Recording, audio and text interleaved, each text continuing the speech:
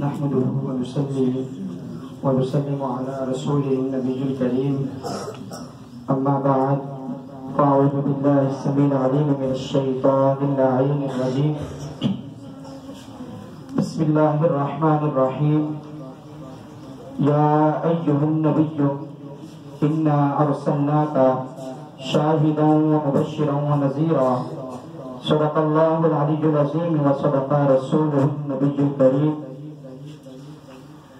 قال رب اشرح لي صدري ويسر لي أمري واحلل عقدة من لساني يفقهوا قولي رب زدني علما رب زدني علما رب يسر ولا تعسر وتمم بالخير وبك نستعين إن الله وملائكته يصلون على النبي يا أيها الذين آمنوا صلوا عليه وسلموا تسليما لبيك اللهم صل على سيدنا ومولانا محمد وبارك وسلم. خدا کا ذکر کریں ذکر مصطفیٰ نہ کریں، خدا کا ذکر کریں ذکر مصطفیٰ نہ کریں، ہمارے منہ میں ہے ایسی زبان خدا نہ کرے. اور خاک کے مجھ میں ایک کمال رکھا ہے مصطفیٰ نے سنبھال رکھا ہے، خاک کے مجھ میں ایک کمال رکھا ہے مصطفیٰ نے سنبھال رکھا ہے. میرے ادوں پہ ڈال کر پردہ مجھ کو اچھوں میں ڈال رکھا ہے، مجھ کو اچھوں میں ڈال رکھا ہے. حمد و ثنا کے بعد میں اپنے نہایت واجب الاحترام اپنے تمام عزیز ہم مکتب ساتھی اور اپنے اساتذہ اکرام کو سب سے پہلے السلام علیکم ورحمۃ اللہ وبرکاتہ ومغفرہ. میرے تمام عزیز ساتھیوں، احادیث مبارک میں آتا ہے کہ آقا دو جہاں صلی اللہ علیہ وسلم فرماتے ہیں کہ جو شخص مجھ پر ایک بار درود و سلام پڑھتا ہے رب تعالیٰ اس پر 10 رحمتیں نازل فرماتا ہے. اور آقا دو جہاں صلی اللہ علیہ وسلم فرماتے ہیں کہ مجھے یہ بات اتنی پسند ہے کہ میرا امتی مجھ پر درود و سلام پڑھے اور میرا رب اس پر اپنی رحمتوں کا نزول کرے. تو تمام حضرات مل کر ذرا درود و سلام کا نذرانہ پیش کریے. الصلاۃ والسلام علیک یا رسول اللہ، الصلاۃ والسلام علیک یا نبی اللہ.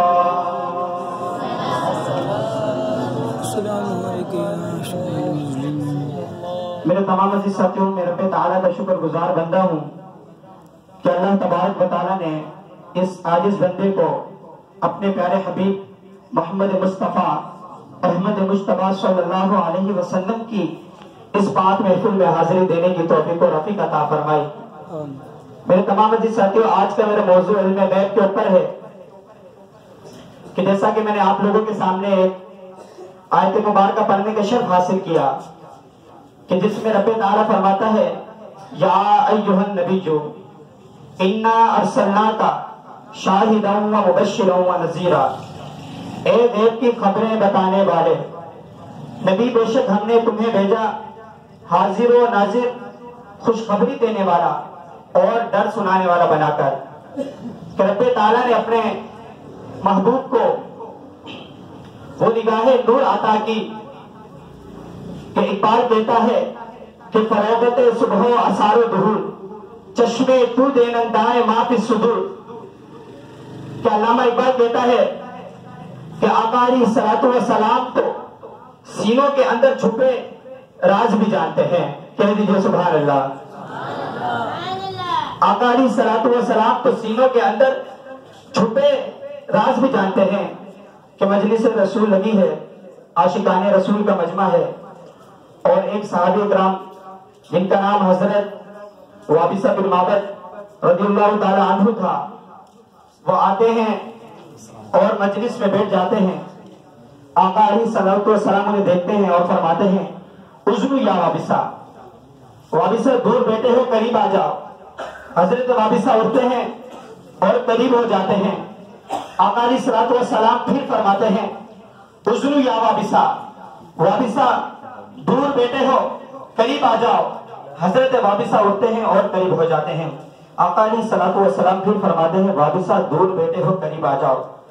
حضرت وابصہ بن معبد رضی اللہ تعالیٰ عنہ فرماتے ہیں کہ قربان میں اپنے مقدر پر کہ میں آقا دو جہاں صلی اللہ علیہ وسلم کے اتنا قریب ہوا کہ میرے گھٹنے آقا علیہ الصلوۃ والسلام کے گھٹنے مبارک سے ٹچ ہونے لگے۔ جب میں آقا علیہ الصلوۃ والسلام کے اتنا قریب ہوا تو آقا دو جہاں صلی اللہ علیہ وسلم فرماتے ہیں وابصہ کوئی سوال پوچھنے آئے ہو؟ حضرت وابصہ بن معبد رضی اللہ تعالیٰ عنہ عرض کرتے ہیں جی حضور میں ایک سوال پوچھنے آیا ہوں۔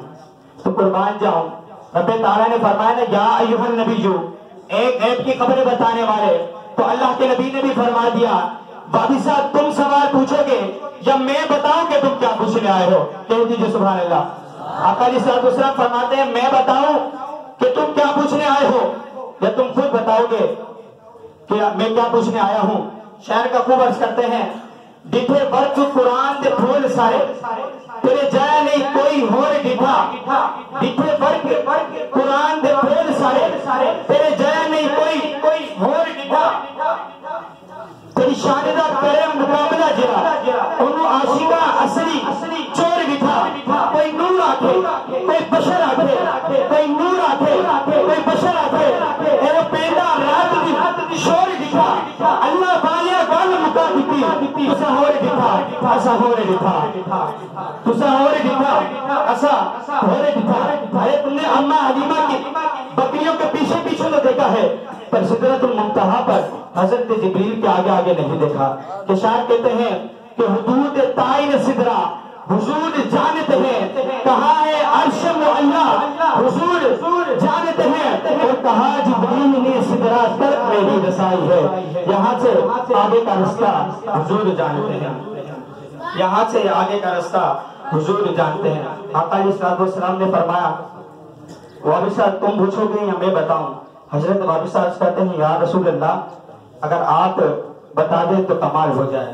آقا علیہ الصلوۃ والسلام فرماتے ہیں تو سنو، تم خیر اور شر کے بارے میں پوچھنے آئے تھے کہ اچھائی کیا ہے اور برائی کیا ہے۔ عرض کیا جی حضور میں خیر اور شر کے بارے میں ہی پوچھنے آیا تھا۔ آقا علیہ الصلوۃ والسلام فرماتے ہیں کہ اس کا جواب تم خود سے لینا چاہتے ہو یا میں بتاؤں؟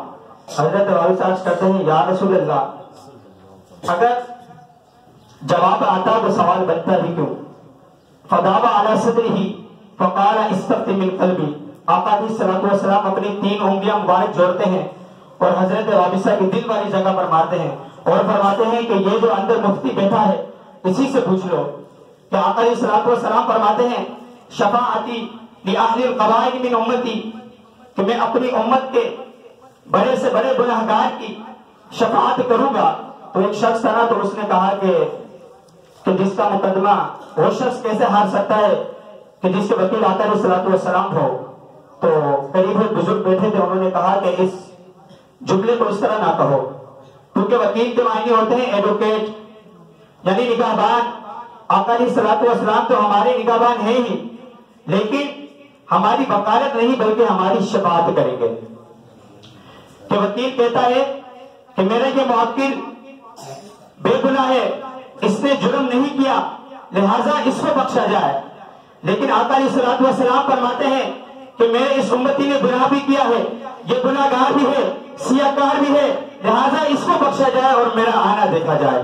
آقا علیہ الصلوۃ والسلام فرماتے ہیں وَأُوتِيتُ الشَّفَاعَةَ، میں پہلا ہوں جو شفاعت کرنے والا ہوں اور پہلا ہوں کہ جس کی شفاعت قبول ہوگی۔ شاعر کا خوب عرض کرتے ہیں کہ بروز حشر شفاعت کریں گے چل چل کر، بروز حشر شفاعت کریں گے چل چل کر، ہر ایک غلام کا چہرہ حضور جانتے ہیں، ہر ایک غلام کا چہرہ حضور جانتے ہیں۔ وآخر دعوانا الحمدللہ رب العالمین۔